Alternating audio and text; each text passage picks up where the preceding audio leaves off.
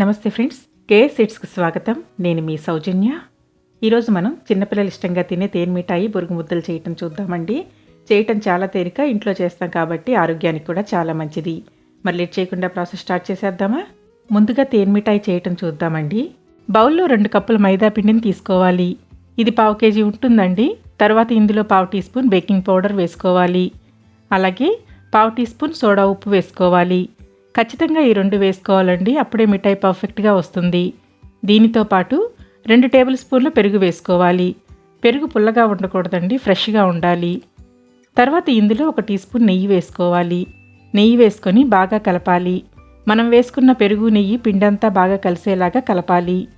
ఇప్పుడు కొంచెం కొంచెం నీళ్లు పోసుకుంటూ కలపాలి. అలాగే కొంచెం ఫుడ్ కలర్ వేసుకోవాలి. నేను ఇక్కడ రెడ్ కలర్ వేస్తున్నానండి. ఫుడ్ కలర్ అనేది ఆప్షనల్, మీకు ఇష్టమైతే వేసుకోండి, వేసుకోకపోయినా పర్వాలేదు, టేస్ట్ అయితే మారదు. షాప్లో దొరికే మిఠాయిలో మాత్రం ఫుడ్ కలర్ కంపల్సరీగా వేస్తారు. కొద్ది కొద్దిగా నీళ్లు పోసుకుంటూ స్టిక్కీ కన్సిస్టెన్సీలో కలపాలి. చపాతీ పిండిలా కాకుండా స్టిక్కీగా ఉండాలి. ఇప్పుడు బౌల్లో ఉన్న పిండిని ప్లేట్లోకి మార్చుకొని వీడియోలో చూపించిన విధంగా బాగా కలపాలి. పిండి ఎంత బాగా కలిపితే మిఠాయి అంత బాగా వస్తుంది. అవసరమైన నీళ్లు పోసుకుంటూ బాగా కలపాలండి. చేతికి అతుక్కుంటే కొంచెం నెయ్యి రాసి కలిపితే ఈజీగా ఉంటుంది. పిండి కలపడం చాలా ముఖ్యం. పిండి కొంచెం కూడా ఉండలు లేకుండా వీడియోలో చూపించిన విధంగా అదిమదిమి కలపాలి. చేతికి మళ్ళీ మళ్ళీ నెయ్యి రాసుకుంటూ ప్రెస్ చేస్తూ కలుపుతుంటే పిండి బాగా సాఫ్ట్ అవుతుంది.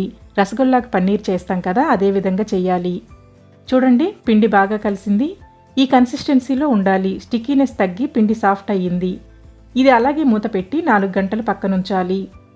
4 గంటల తర్వాత పాత్రలో 2 కప్పులు చక్కెర వేసుకోవాలి. అలాగే 1 కప్పు నీళ్లు పోసుకొని చక్కెరను కరిగించాలి. చక్కెర కరిగిన తరువాత హై ఫ్లేమ్లో మరిగించాలి. తీగపాకం వచ్చే వరకు మరిగించాలి. యాలకుల వాసన ఇష్టమైతే 2 యాలకులను పొడి చేసి వేసుకోండి. నేనైతే ఇక్కడ వేయటం లేదు. పాకం తయారైనప్పుడు 2 వేళ్ల మధ్యలో తీగలాగా రావాలండి. చూడండి, వేళ్ల మధ్యలో తీగపాకం ఎలా వస్తుందో ఈ విధంగా ఉంటే సరిపోతుంది. ఇప్పుడు స్టవ్ ఆఫ్ చేసి ఫుడ్ కలర్ వేసుకోవాలి. పాకం తయారైన తరువాత స్టవ్ ఆఫ్ చేసి కొంచెం ఆరెంజ్ కలర్ ఫుడ్ కలర్ వేసుకోండి. పాకం తయారైన వెంటనే మిఠాయి చేయాలండి. పాకాన్ని పక్కనుంచుకొని బాండీలో డీప్ ఫ్రైకి సరిపడా నూనె వేసుకొని వేడి చేసుకోవాలి. నూనె వేడయ్యేలోపు మనం మిఠాయి తయారు చేసుకుందాం. చూడండి, పిండి 4 గంటలు ఊరింది. పిండిని ప్రెస్ చేయాల్సిన అవసరం లేదండి. చేతికి కొంచెం నెయ్యి రాసుకొని స్ప్రెడ్ చేయాలి. కొంచెం థిక్నెస్ ఉండాలి, 1/2 ఇంచ్ మందం ఉండాలి. చపాతీ పిండిలాగా మరీ పల్చగా కాకుండా మందంగా చేసుకోవాలి. ప్రెస్ చేసిన తర్వాత చిన్న మూతతో కానీ నాజిల్తో కానీ రౌండ్గా కట్ చేయాలి. మూత తీసుకున్న నాజిల్ తీసుకున్న పర్వాలేదండి, కొంచెం నెయ్యి రాసి కట్ చేస్తే ఈజీగా కట్ అవుతాయి. ఇప్పుడు కట్ చేయగా మిగిలిన పిండితో కూడా ఇలాగే చెయ్యాలి. చూడండి, తేనె మిఠాయి థిక్నెస్ ఈ విధంగా ఉండాలి. నూనె వేడయ్యాక మీడియం ఫ్లేమ్లోకి మార్చుకోవాలి. గుప్పెడు మిఠాయిని నూనెలో వేసుకొని వేయించాలి. ఇవి అతుక్కుని ఉంటే నూనెలో వేగేటప్పుడు విడిపోతాయండి. గరిటతో కదిలిస్తూ వేయించాలి. వేగేటప్పుడు కలర్ మారి బాగా ఉబ్బుతాయి. 2 వైపులా తిప్పుతూ వేయించాలి. స్టవ్ మీడియం ఫ్లేమ్లోనే ఉండాలండి. ఇవి వేగటానికి 5 నిమిషాలు పడుతుంది. మరీ ఎక్కువగా వేయించకూడదు, అలా అని తక్కువగా వేయించకూడదు. నూనె పొంగు తగ్గే వరకు వేయించాలి. ఇలా వేగిన తరువాత చిల్లుల గరిటతో దేవి నూనెను వడకట్టి వెంటనే పాకంలో వేయాలి. వేడి మీద పాకంలో వేయాలండి, అప్పుడే పాకాన్ని పీల్చుకుంటాయి. పాకం వేడిగా ఉండాలండి. చల్లారినట్లయితే మరొకసారి వేడి చేసి వేయండి. అలాగే తేనె మిఠాయి కూడా వేడిగా ఉండాలి, అప్పుడే పాకాన్ని బాగా పీల్చుకుంటాయి. ఇప్పుడు వీటిని అరగంట సేపు ఊరనివ్వాలి. ఇదే విధంగా మిగిలినవి కూడా చేయాలండి. ఇలాగే వేయించి పాకంలో అరగంట సేపు ఊరనిచ్చి బయటికి తీయాలి. బయటికి తీసి వెడల్పుగా ఉన్న ప్లేట్లో ఆరబెట్టాలి. పూర్తిగా ఆరిన తర్వాత ఎయిర్ టైట్ కంటైనర్లో స్టోర్ చేసుకుంటే 5 రోజుల వరకు నిల్వ చేసుకోవచ్చు. దీని మీద షుగర్ వేయాల్సిన అవసరం లేదండి, తీగపాకం సరిపోతుంది. ఇది వేడిగా ఉన్నప్పుడు టేస్ట్ అంత బాగోదండి. చల్లారిన తర్వాత తినాలి, అప్పుడే మనకు షాప్లో దొరికే తేనె మిఠాయి టేస్ట్ దొరుకుతుంది. చూడండి, తేనె మిఠాయి డ్రై అయ్యింది. మీరు ఇదే విధంగా ప్రాసెస్ మార్చకుండా చేశారంటే పర్ఫెక్ట్ తేనె మిఠాయి ఇంట్లోనే చేసుకోవచ్చు. ఇప్పుడు బొరుగు ముద్దలు చేయటం చూద్దామండి.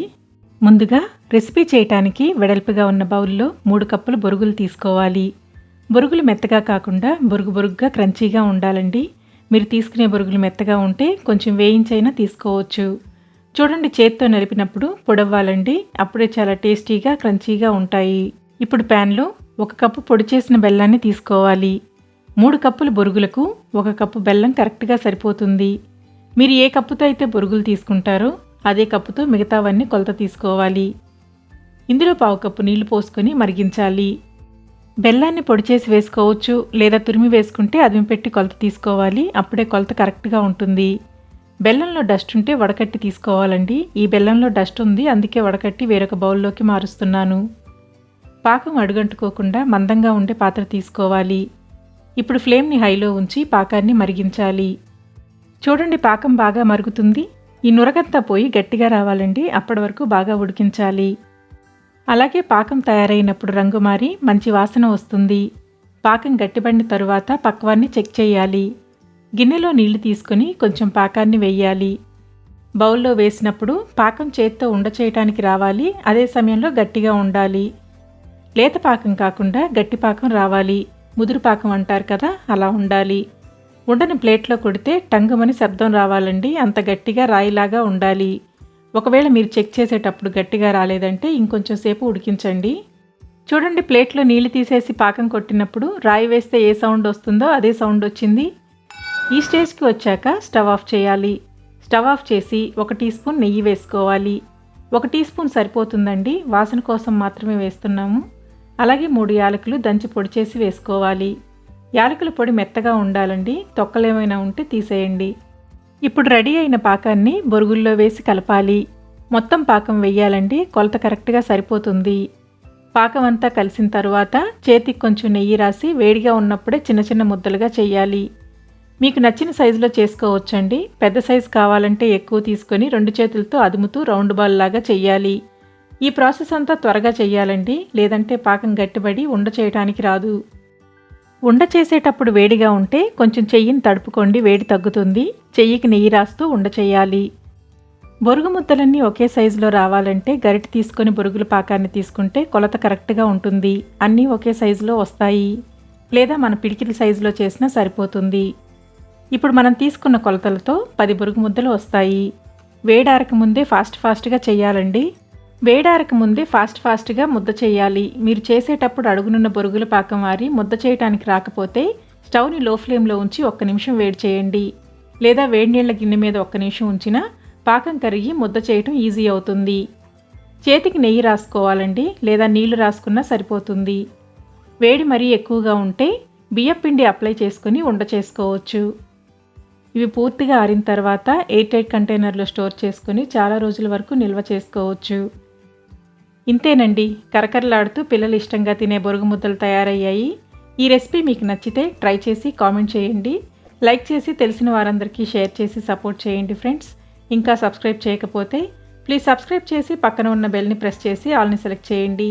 నేను పోస్ట్ చేసే ప్రతి వీడియో నోటిఫికేషన్ మీకు రెగ్యులర్గా వస్తుంది. Thank you for watching.